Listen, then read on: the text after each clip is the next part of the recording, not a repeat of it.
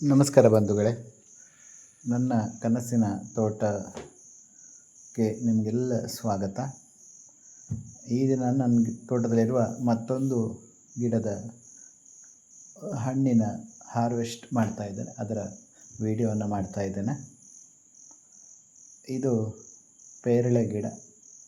ಹಣ್ಣುಗಳಲ್ಲಿ ಅತ್ಯಂತ ಹೆಚ್ಚು ಪೌಷ್ಟಿಕಾಂಶವುಳ್ಳಂಥ ಹಣ್ಣು ಅಂತಲೂ ಕರೆಯಲ್ಪಟ್ಟಂಥ ಹಣ್ಣಿದು. ತುಂಬ ಒಳ್ಳೆಯದು. ಸ್ವಲ್ಪ ಜಾಸ್ತಿ ತಿಂದರೆ ತಂಪಾಗುತ್ತೆ. ಬ್ರಹ್ಮಾವರದ ಕೃಷಿ ಕೇಂದ್ರದಲ್ಲಿ ನಡೆಯುವಂತಹ ಕೃಷಿ ಮೇಳದಲ್ಲಿ ಆಚೆ ವರ್ಷ ತಂದಂತಹ ಗಿಡ ಇದು.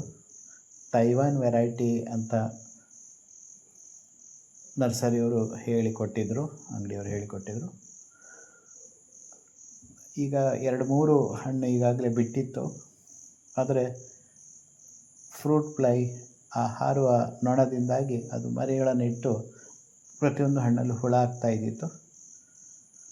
ಹಾಗಾಗಿ ಈ ಸಲ ನಾನು ಪ್ಲಾಸ್ಟಿಕ್ ಚೀಲಗಳನ್ನ ಅದಕ್ಕೆ ಕವರ್ ಮಾಡಿದ್ದೆ. ಅದರಲ್ಲಿ ಈ ಹಣ್ಣು ಸ್ವಲ್ಪ ದೊಡ್ಡದಾಗಿದ್ದರಿಂದ ಅದನ್ನು ಇವತ್ತು ಹಾರ್ವೆಸ್ಟ್ ಮಾಡ್ತಾ ಇದ್ದಾರೆ ಮಕ್ಕಳು.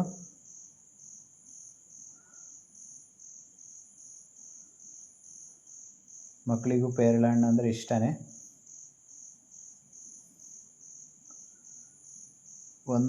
ಅವರ ಮಕ್ಕಳಿಗೆ ಒಂದು ಅಂಗೈಯಲ್ಲಿ ಹಿಡಿಲಿಕ್ಕಾಗ್ತಿಲ್ಲ, ಅಷ್ಟು ದೊಡ್ಡದಿದೆ. 1/4 kg ಹೆಚ್ಚು ಒಂದು ಹಣ್ಣು ಬರ್ತದೆ. 300 ಗ್ರಾಮ್ ಮೇಲಿರ್ಬೋದು ಅನಿಸುತ್ತೆ.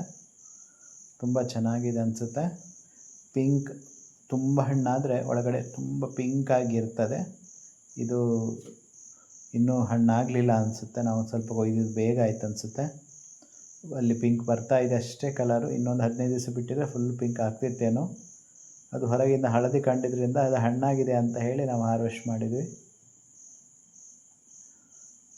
ನೋಡ್ಲಿಕ್ಕೆ ತುಂಬ ಚೆನ್ನಾಗಿದೆ, ದೊಡ್ಡದಿದೆ. ಮಕ್ಕಳು ರುಚಿ ನೋಡ್ತಾ ಇದ್ದಾರೆ. ಮಕ್ಕಳು ಇದರ ರುಚಿ ಚೆನ್ನಾಗಿದೆ ಅಂತ ಹೇಳಿದರು. ಸ್ವಲ್ಪ ಸಪ್ಪೆ ಇದೆ ಮಳೆಗಾಲ ಆದ್ದರಿಂದ. ಧನ್ಯವಾದ ಸ್ನೇಹಿತರೆ.